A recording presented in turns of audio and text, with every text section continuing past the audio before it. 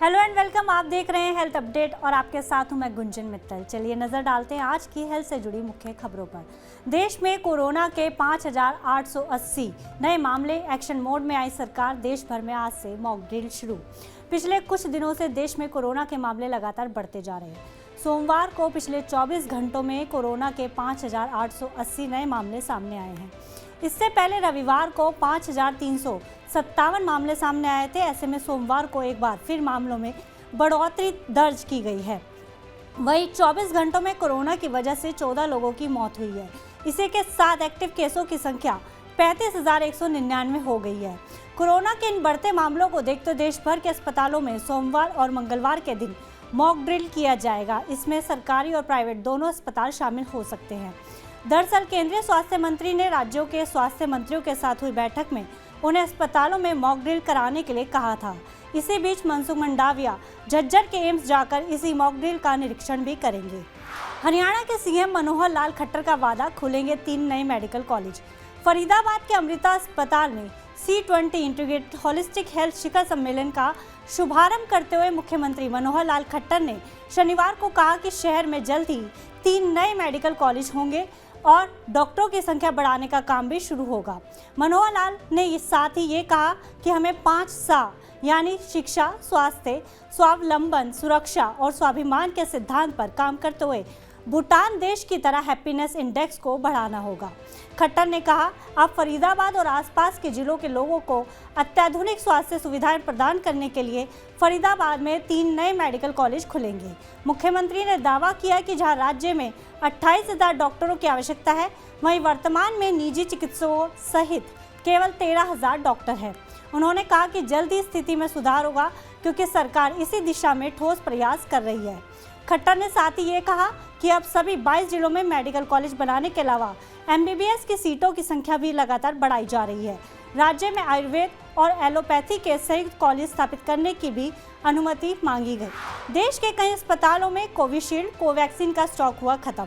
भारत को कोविशील्ड और कोवैक्सीन की कमी का सामना करना पड़ रहा है क्योंकि देश के ज्यादातर टीकाकरण केंद्रों का दावा है कि उनका स्टॉक खत्म हो गया है। कोविन पोर्टल ने शनिवार को दिखाया कि भारत में सिर्फ 182 निजी और सरकारी साइटों पर ही कोविड-19 टीकाकरण अभियान चल रहा है। दिल्ली में केवल 8 और महाराष्ट्र में 47 जगहों पर वैक्सीन दी जा रही थी। महाराष्ट्र के स्वास्थ्य विभाग के एक वरिष्ठ अधिकारी ने बताया कि महाराष्ट्र के सभी सरकारी केंद्रों ने टीकाकरण रोक दिया क्योंकि कोवैक्सीन का हालिया स्टॉक 31 मार्च तक समाप्त हो गया था, जबकि इस साल फरवरी से हमारे पास कोविशील्ड का स्टॉक नहीं है।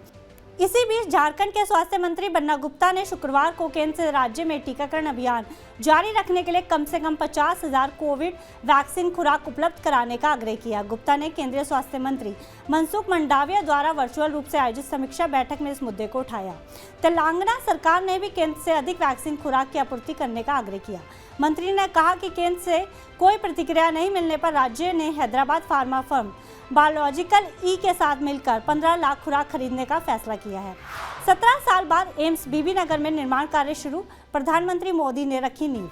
एक अस्थायी परिसर से कोविड महामारी के दौरान महत्वपूर्ण आउट पेशेंट सेवाएं प्रदान करने वाला एम्स बीबी नगर जल्द ही अपने 19 भवनों में से पहले का निर्माण पूरा कर लेगा। प्रधानमंत्री नरेंद्र मोदी ने शनिवार को हैदराबाद के परेल ग्राउंड से वर्चुअल मोड में एम्स बीबी नगर संस्थान की नींव रखी। इस स्वास्थ्य सुविधा की शुरुआत Nizams institute of medical sciences के रूप में हुई थी। साल 2006 में प्रधानमंत्री स्वास्थ्य सुरक्षा योजना के तहत अपग्रेड के लिए प्रस्तावित किए जाने के बावजूद मार्च 2016 में केवल आउट पेशेंट सेवाओं का औपचारिक उद्घाटन देखा गया। बाद में इसे एम्स बीबी नगर के रूप में पुनः नामित किया गया। अगस्त 2019 में शुरू किए गए MBBS के पहले बैच में 50 छात्र शामिल हैं जो इस साल पास आउट हो जाएंगे। वर्तमान में 300 करोड़ की लागत से बन रहे एकेडमिक ब्लॉक, एक आयुष भवन, ऑक्सीजन प्लांट व एक अन्य भवन का निर्माण कार्य चल रहा है। मौजूदा ब्लॉक के साथ एम्स बीबी नगर में 20 भवन होंगे। कोविड पीक के दौरान स्थापित 20 बेड के ICU को बढ़ाकर 76 किया जाएगा। दुनिया भर से अत्याधुनिक उपकरण खरीदे जा रहे हैं। एक बार आयुष सहित सभी 40 विभाग पूरी तरह से तैयार हो जाने पर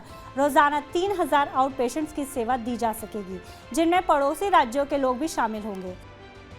तेलंगाना को अपना एम्स देने का सौभाग्य हमारी सरकार को मिला है। एम्स बीबी नगर से जुड़ी अलग अलग सुविधाओं के लिए भी आज काम शुरू हुए हैं। आज के ये प्रोजेक्ट तेलंगाना में ease of travel, ease of living और ईज ऑफ डूइंग बिजनेस तीनों को बढ़ाएंगे। अस्पताल और डॉक्टरों की लापरवाही पर 15 साल बाद आया फैसला। फोरआर्म की हड्डी टूटने के सर्जरी के बाद एनेस्थीसिया के ओवरयूज की वजह से 66 वर्षीय एक महिला की मौत के 15 साल बाद परेल अस्पताल और एक ऑर्थोपेडिक सर्जन को परिवार को ब्याज सहित मुआवजे के रूप में 12 लाख रुपए से अधिक का भुगतान करना होगा। मरीज कुसुम मेमाने की बेटी उमा निकम ने अपनी शिकायत में कहा है कि 20 जून 2008 को उसकी मां की हड्डी टूट गई थी। उसकी शिकायत में कहा गया है कि अगले दिन परेल अस्पताल में डॉक्टर राठौर द्वारा उसका ऑपरेशन किया गया था। यह प्रस्तुत किया गया था कि एनेस्थेटिस्ट डॉक्टर मूलजी गड़ा थे, जिनकी मृत्यु अब हो चुकी है। आरोप है कि सुबह ऑपरेशन किया गया था, लेकिन बेहोशी की अधिकता के कारण मरीज को होश ही नहीं आया। उसकी हालत खराब हो गई, उसे इंट्यूबेट किया गया और वेंटिलेटर पर रखा गया। बाद में उसे दूसरे अस्पताल में शिफ्ट कर दिया गया, जहां होश में आए बिना 24 अक्टूबर 2008 को उसकी मौत हो गई। पीड़िता की बेटी ने दुखी होकर जिला फोरम मध्य मुंबई में कंप्लेंट दायर की, लेकिन जिला फोरम ने कंप्लेंट खारिज कर दी। इसके बाद निकम ने 2015 में राज्य उपभोक्ता आयोग का दरवाजा खटखटाया। 2018 में उनके पक्ष में फैसला आया और आयोग ने इन्हें मुआवजे का आदेश दिया। 2019 में डॉक्टर और अस्पताल ने राष्ट्रीय उपभोक्ता आयोग के समक्ष अपील दायर की। राष्ट्रीय उपभोक्ता आयोग ने 2018 के राज्य आयोग के इस आदेश को बरकरार रखते हुए कहा कि लापरवाही के लिए एनेस्थेसियोलॉजिस्ट जिम्मेदार है, लेकिन अस्पताल को प्रतिनिधि दायित्व से मुक्त नहीं किया जा सकता। आज हेल्थ अपडेट में बस इतना ही। आप देश दुनिया की तमाम खबरों के लिए देखते रहिए TV9 भारतवर्ष।